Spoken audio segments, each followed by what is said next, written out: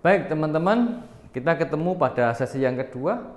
Kalau kemarin kita baru membahas terkait dengan kenapa ada perdagangan internasional dan kepentingan-kepentingan di dalam proses ekspor impor.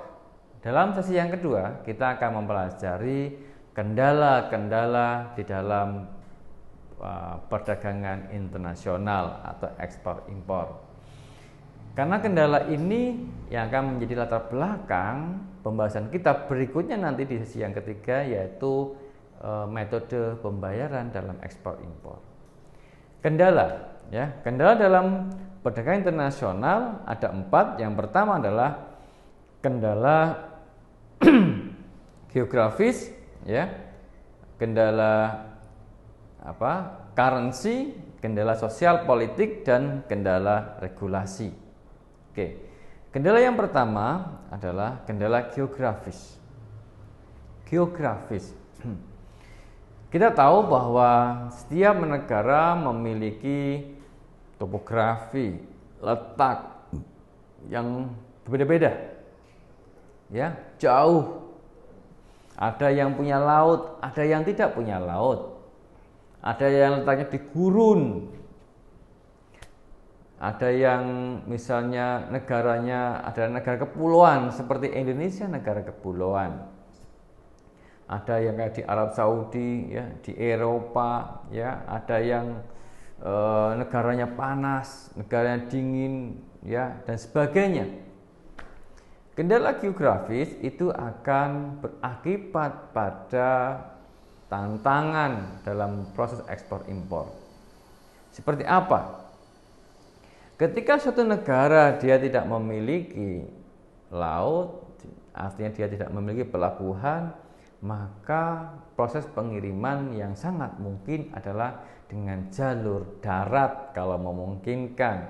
Kalau tidak memungkinkan, maka dengan jalur udara. Artinya itu berdampak pada waktu pengiriman, berdampak pada apa? Biaya dalam proses pengiriman barang. Maka dua hal itu menjadi penting. Kalau pakai udara, kalau dia nggak punya pelabuhan, dia pakai udara, biayanya mahal, tapi barang cepat sampai. Kalau dia punya darat misalnya, bisa pakai darat, ya, mungkin lebih lama, ya. Sehingga dari berbagai macam kondisi itu, ya, dalam proses ekspor impor terkait dengan kendala geografis ada dua hal yang penting yang perlu dipertimbangkan. Yang pertama adalah time lag. Time lag dalam proses delivery sampai penerimaan barang. Jeda waktu pengiriman ini menjadi penting, teman-teman, ya. Kalau yang dikirim barangnya adalah barang yang tidak maksudnya barang yang tidak mudah rusak, ya, misalnya barang-barang pertanian, ya, buah, sayur dan sebagainya, barang yang bisa tahan lama, there is no problem, ya, nggak masalah. Tapi ketika barang-barang itu barang-barang yang harus diterima dalam waktu yang tepat, maka time lag ini menjadi problem. Waktu sampai barang diterima oleh konsumen. Tidak terkait juga dengan barang. Misalnya, suatu importer ingin dia mengimpor barang untuk konsumsi di musim tertentu. Saya importer, bentar lagi ini musim hujan. Saya mau mengimpor jas hujan dari Cina. Dikirim dari Cina, ya, ternyata lama. Sampai di Indonesia sudah habis musim hujannya. Terus gimana? Saya nggak bisa menjual dong, karena sudah habis musim hujannya. Nah, time lag ini menjadi penting, ya, kendala geografis suatu negara dalam proses ekspor impor. Yang kedua adalah timbul resiko dalam delivery. Perjalanan barang, ya, dari titik A suatu negara ke titik B importer, ini ada resikonya. Resiko yang pertama bisa kehilangan, ya, dalam perjalanan, bisa rusak, ya, atau mungkin transportasi mengalami kendala, ya. Jadi ada kecelakaan misalnya alat transportasi sehingga barang tidak sampai ke tujuan. Jadi ada dua resiko atau kendala dalam proses ekspor impor terkait dengan kendala geografis. Yang kedua adalah kendala currency, teman-teman. Saya yakin teman-teman memahami apa itu currency, ya, kurs mata uang, ya, perbedaan nilai mata uang suatu negara dengan negara lain. Kenapa ada perbedaan nilai mata uang suatu negara dengan negara lain? Karena uang itu tidak hanya berfungsi sebagai alat tukar, tetapi uang juga berfungsi sebagai barang yang diperjualbelikan. Ketika uang menjadi barang yang diperjualbelikan, maka di sana ada hukum apa? Hukum jual beli. Ada demand dan supply. Ketika demandnya naik, maka barang akan nilainya mahal, ya kan? Ketika demandnya naik, maka barang itu akan mahal, hukum pasar, kan gitu ya. Nah, ketika uang jadi barang, maka uang itu bisa mahal, bisa murah, kan begitu. Sehingga ada kurs mata uang, perbedaan nilai mata uang, kan gitu ya. Nah, itulah kelemahan sistem kapitalis dengan menggunakan mata uang kertas. Kalau kita menggunakan mata uang yang standar, misalnya emas, maka di setiap negara insya Allah standarnya akan sama, kan gitu ya. Baik, kendala kurs ini menjadi penting. Ada dua hal kenapa menjadi penting. Yang pertama, tadi di pertemuan kemarin teman-teman masih ingat ya, bahwa seorang eksportir menghendaki dibayar dalam mata uang dia. Kalau saya eksportir, saya mengirim barang ke Malaysia, saya ingin dibayar pakai uang rupiah.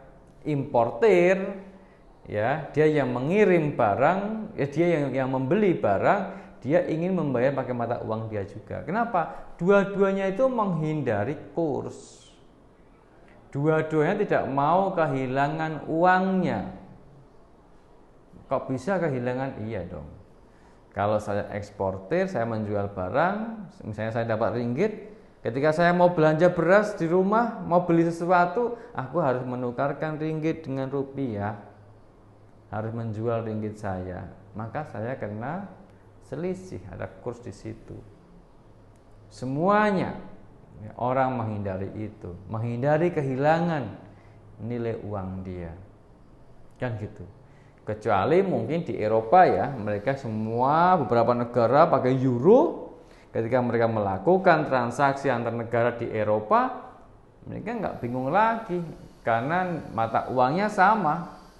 Mau di Belanda ya kan, di Italia, di mana mata uangnya sama, nggak masalah. Tapi kita ketika mata uangnya berbeda, nilainya berbeda, ini menjadi penting. Kendala kurs. Yang ketiga, ya, kendala sosial politik. Perbedaan dalam bidang sosial politik negara, pembeli dan penjual yang secara langsung maupun tidak langsung punya pengaruh terhadap perdagangan dan hubungan internasional. Contohnya apa? Contohnya adalah huru-hara, teman-teman. Huru-hara suatu negara yang lagi gonjang-ganjing, negara yang politiknya lagi kacau, itu akan berpengaruh terhadap daya saing produk dari negara itu.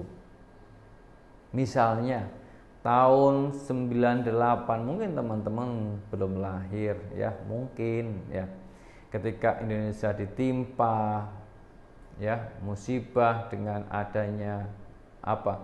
Resesi ekonomi, ya, krisis moneter, nilai mata uang rupiah turun drastis, ya, maka suatu negara mau melakukan transaksi dengan orang Indonesia, mereka mikir-mikir, jangan-jangan dia nggak bisa bayar, kan gitu, takut kalau kita nggak bisa bayar, atau kita ya eksportir dari Indonesia ingin bertransaksi dengan orang dari Libanon misalnya, Libanon yang lagi perang, ya kan, lagi huru-hara di sana. Kita sebagai eksportir mikir enggak, kita mau menjual barang ke sana, jangan-jangan nanti aku enggak dibayar, kan gitu. Kekhawatiran seperti itu sehingga kondisi sosial politik suatu negara berpengaruh pada daya tawar, ya, daya tawar, ya, perdagangan internasional di negara tersebut, sehingga semua pemerintah di suatu negara pasti ingin, ya, kepala negaranya menginformasikan bahwa negaranya dalam kondisi yang baik, yang settle secara sosial politik. Kenapa? Karena agar ada kepercayaan dari orang luar ketika dia ingin bertransaksi dengan orang Indonesia. Seperti itu. Itu kendala sosial politik, teman-teman. Terkait dengan daya tawar, ya, daya tawar. Misalnya kita ingin bertransaksi dengan Yunani, ya, negara Yunani, ya, yang punya dewa banyak, ya, yang beberapa saat yang lalu termasuk negara yang lagi bangkrut, ya. Kita mikir kalau mau bertransaksi dengan orang Yunani, jangan-jangan nanti barang kita nggak dibayar, kan gitu. Nah, ya, baik. Dan yang terakhir, yang keempat adalah kendala regulasi, peraturan, ya. Kendala regulasi yaitu berbagai peraturan di bidang perekonomian yang diterapkan suatu negara secara langsung maupun tidak langsung punya pengaruh dalam proses perdagangan internasional, ya. Regulasi ini harus dipahami oleh importir, demikian juga sebaliknya, ya. Regulasi harus dipahami. Ada aturan. Setiap barang yang masuk ke suatu negara itu diatur. Ada yang boleh, ada yang tidak. Ada yang boleh tapi dengan ketentuan jumlahnya dan kualitasnya. Begitu. Kenapa diatur seperti itu? Karena setiap negara ingin sebenarnya melindungi produk dalam negeri mereka. Negara kita juga demikian. Pemerintah tidak sembarangan mengeluarkan kebijakan impor beras. Kalau memang benar-benar dipandang perlu saja, pemerintah mengeluarkan kebijakan impor beras. Kenapa? Karena pemerintah harus mempertimbangkan produk petani-petani Indonesia dalam negeri. Seperti itu. Ya, ada banyak pertimbangan. Selain untuk melindungi produk dalam negeri, tapi juga untuk melindungi warga masyarakat yang ada. Misalnya, buah dari luar negeri masuk ke Indonesia boleh masuk, tetapi dengan standar sebagai berikut. Tuh 2, 3, 4 misalnya. Residu, ya, pestisida maksimal sekian mili. Untuk apa? Untuk melindungi warga negaranya agar tidak terjangkit penyakit dan sebagainya. Jadi sekarang ini misalnya ada kasus virus, ya, COVID-19, ya, setiap negara punya aturan-aturan, ya, transaksi antar negara itu dibuat aturan-aturan agar apa? Untuk melindungi warga negara dari penyebaran COVID-19. Seperti itu, teman-teman, ya. Kendala regulasi, sehingga kalau kita ingin bertransaksi dalam antar negara, kita harus memahami, ya, aturan-aturan di negara target, ya. Baik. Selanjutnya, teman-teman, kita akan masuk pada ikhtisar proses berjalannya perdagangan internasional setelah yang satu ini. Cut dulu.